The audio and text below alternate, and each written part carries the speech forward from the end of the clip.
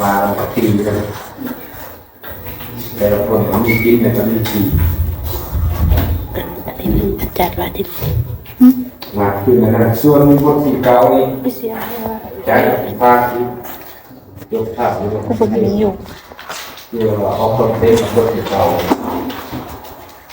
บิดถ่ายแล้วก็เป็นซ้อมมาเต็มไปส่วนมาโคตรศาสตร์ที่เป็นคนที่เก่านี่เขาเรียนเรื่องการระบบประสาทคนเรามีศูนย์กลางประสาทอยู่ที่สมองตัวสมองนี่เป็นมาศูนย์กลางประสาทเป็นผู้คุมทุกอย่างการชื่อการจำการพูดกินเลยอยู่ที่สมอง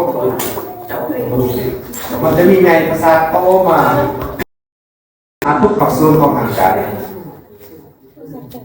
สมองสร้างว่ากับบ้านเขาเอาขึ้นเองสมอง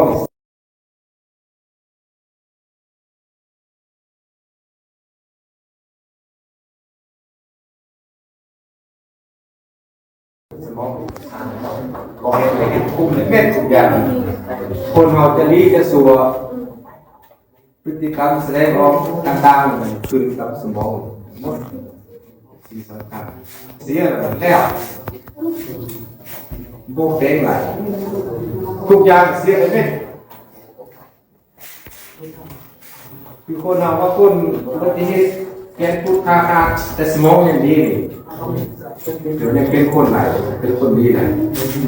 แต่สมองนี่เขามีคุณภาพเสื่อมหรือแล้วคนเรา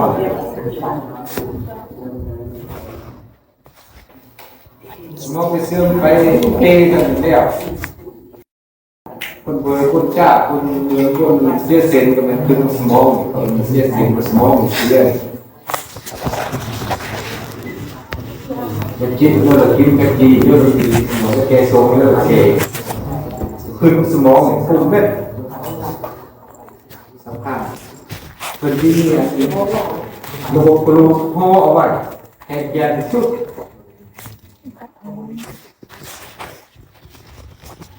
ลูกพ่อว่าลูกพวกมันจบยาทบยาโบราณทุกปี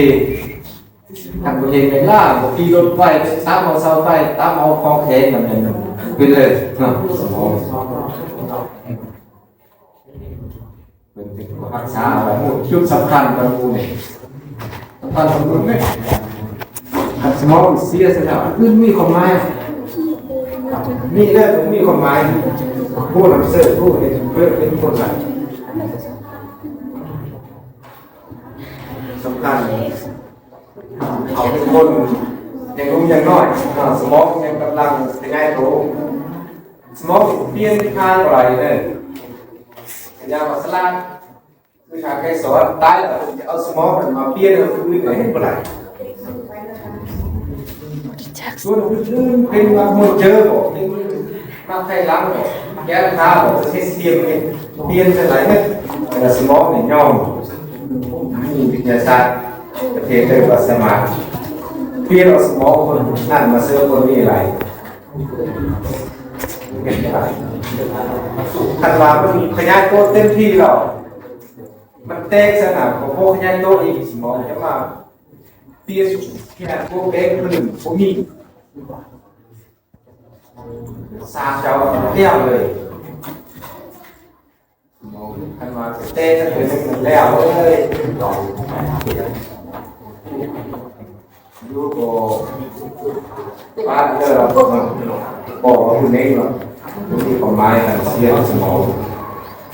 ขนาดหนักซ่าที่กันไปกันมาเราขี่รถจับเซิร์ฟกันกระทบเซิร์ฟถอยไปถอยมาปฏิบัติตามกฎยาหรือโรคของเขาพวกของแข็งมันเตะสมองเสียเลยมันเตะไหลมันคือพวกของผู้คุณเกิดมือของเราเสียเลยแต่ว่าสิ่งอย่างเป็นตัวทีเอามาโค้งทีด้วยสิ่งของทีสิ่งโตอย่างนี้ก็ต้องเลือกตามเรื่องทีนี่หมายถึงเรื่องอยู่แล้วทีเอาบางมีคนเรื่องเราจับมาเขาป้าเขาเนี่ย จับในคือจับบาทมาเป็นหน่อย6 เดือน